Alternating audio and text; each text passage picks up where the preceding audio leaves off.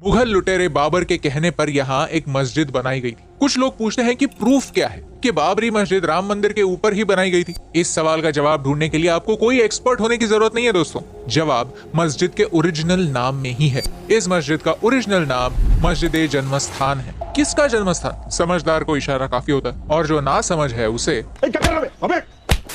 Richard M eaten एक American historian है। उन्होंने सन 1192 से लेकर 1760 तक डेटा कलेक्ट किया और 80 ऐसे मंदिर आइडेंटिफाई किए जिन्हें इस्लामिक इन्वेडर्स ने डिस्ट्रॉय किया था। हसन निजामी ने एक किताब लिखी है, ताज उल मसिर, जहां हर मंदिर को तोड़ने का रीजन और डिटेल में डिस्क्रिप्शन भी लिखा गया है। ये सब क्यों हुआ? मजे के लिए नहीं, प्रूफ मिटाने के लिए। इसे आइकोनोक्लाज्म कहते हैं। इस शब्द का मतलब है एक बिलीफ पर अटैक करना, नेटिव लोगों के नेटिव प्रैक्टिसेस को तोड़ देना, ताकि उन्हें डिवाइड करना आसान हो जाए, उन्हें कन्विंस करना आसान हो जाए कि आप बिखरे हुए हैं, आप में कुछ कॉमन है ही नहीं। और इस टेक्निक को सिर्फ भारत में ही नहीं, इजिप्ट, ग्रीस, फ्रांस में भी पुराने कल्चर को मिटाने के लिए यूज किया गया। जब हम इजिप्ट गए थे तो हमने देखा था कि फेरोज के चेहरों को मिटाया गया था। इजिप्ट के इतिहास में, इजिप्ट के नेटिव कल्चर में फेरोज को एक भगवान का मैसेंजर माना करते थे। लेकिन कुछ एक्सट्रीम लोगों का मानना था कि किसी और की पूजा करना सही नहीं है। हर इंसान के विचार समान होने चाहिए, और अगर आप उस ढांचे में बैठते नहीं तो आपको इंसान कहलवाने का कोई हक नहीं। आप गलत राह पर चल पड़े हैं और आपको सही राह पर लाना हमारा मकसद है। लेकिन ये कोशिश भारत में कामयाब नहीं हुई दोस्तों, एटलीस्ट पूरी तरह से नहीं। बाबर ने वहां पर मस्जिद बनाई जरूर, लेकिन वो उस मंदिर को पूरी तरह से मिटा नहीं पाए। क्योंकि मंदिर क्या होता है? मंदिर सिर्फ एक बिल्डिंग नहीं होती, मंदिर लोगों की श्रद्धा होती है। और इसका प्रूफ हमें 1770s में मिलता है। ऑस्ट्रियन प्रीस्ट जोसेफ टाइफेंटालर ने लिखा है कि यहाँ हिंदू और मुस्लिम दोनों वर्शिप किया करते थे। मतलब यही है कि कन्वर्जन होने के बाद भी इस जगह का इंपॉर्टेंस कम नहीं हुआ। जो लोग कन्वर्ट हुए वो इस जगह को तब भी पवित्र माना करते थे। तो इस जगह पर फिर से 1660s में आक्रमण हुआ जो औरंगजेब ने करवाया। हिस्टोरियंस मानते हैं कि औरंगजेब से पहले आए हुए मुगल थोड़े कम एक्सट्रीम हुआ करते थे। बात सिर्फ कुछ मुगलों की हो रही। उन्होंने जिजिया टैक्स हटाया था। जिजिया अलग पंथों के लोगों पर लगाया जाने वाला टैक्स था, एक तरह की पेनल्टी कि आप मुस्लिम नहीं हैं तो फिर आप एक्स्ट्रा टैक्स पे करेंगे। ये टैक्स अकबर ने हटाया था और कुछ पीढ़ियों तक ये टैक्स कैंसिल हो चुका था। लेकिन औरंगजेब को ये सही नहीं लगा। उसने जिजिया तो वापस लाया ही, साथ ही साथ अपने पूर्वजों की गलतियां सुधारने की कोशिश की। मंदिरों को तोड़ने का काम और सीरियसली स्टार्ट किया, और इसी दौरान राम मंदिर वापस तोड़ा गया। बदले की भावना से राम मंदिर बार बार डिस्ट्रॉय हो रहा था। ये एक वेल डॉक्यूमेंटेड फैक्ट है। हिस्टोरिकल एविडेंस मुगलों के साथ साथ फॉरेन ट्रैवलर्स ने भी लिखा हुआ है। जब कोर्ट ने पूछा कि मस्जिद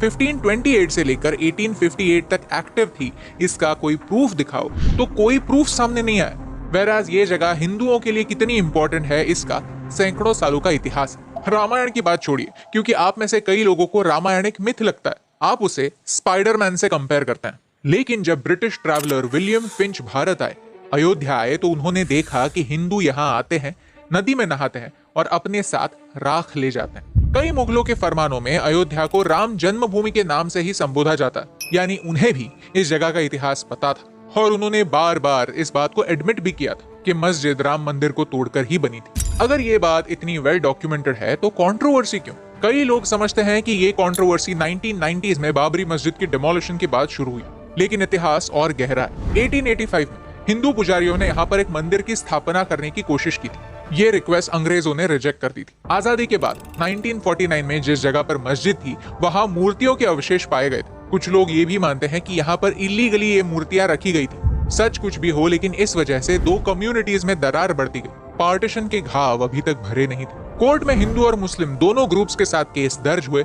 और इस जगह को ताला लग गया। लेकिन इस बात की जड़ तक पहुंचना तो जरूरी था, तो आर्कियोलॉजी का सहारा लिया गया। के मोहम्मद एएसआई के एक आर्कियोलॉजिस्ट हैं। वो 1970s के दौरान बाबरी मस्जिद में उत्खनन करने वाले इकलौते मुस्लिम आर्कियोलॉजिस्ट थे। उन्होंने ये ऑब्जर्व किया कि जैसे 12वीं और 13वीं सदी में मंदिरों में घड़ा हुआ करता था, पूर्ण कलश हुआ करता था, वैसे ही स्ट्रक्चर्स यहाँ पर भी थे। 1986 में पॉलिटिकल माइलेज के लिए यहाँ के ताले खोले गए, लेकिन किसी ने भी प्रेडिक्ट नहीं किया था कि आगे होगा क्या। हिंदू वोटर्स को अपनी तरफ खींचने के लिए ये डिसीजन लिया गया था। राजीव गांधी सरकार ने सुप्रीम कोर्ट के शाहबानो डिसीजन को ओवरटर्न किया था, जिससे ऑर्थोडॉक्स मुस्लिम कम्युनिटी तो खुश थी, लेकिन हिंदू नाराज हो चुके थे। तो अपीजमेंट को रोकने के बजाय हिंदुओं की अपीजमेंट स्टार्ट हुई। 1992 में बाबरी मस्जिद डेमोलिश हुई और यहाँ बड़े ही दर्दनाक रायट्स हुए। चीफ मिनिस्टर के कहने पर पुलिस ने लोगों पर गोलियां चलाई और भगदड़ में लोगों की मौत भी हुई। 1980 से लेकर आज तक हर इलेक्शन में राम जन्मभूमि को लेकर वोट्स मांगे जाते हैं। कुछ लोग मंदिर बनाने के लिए वोट्स मांगते हैं तो कुछ लोग मंदिर बनने से रोकने के लिए।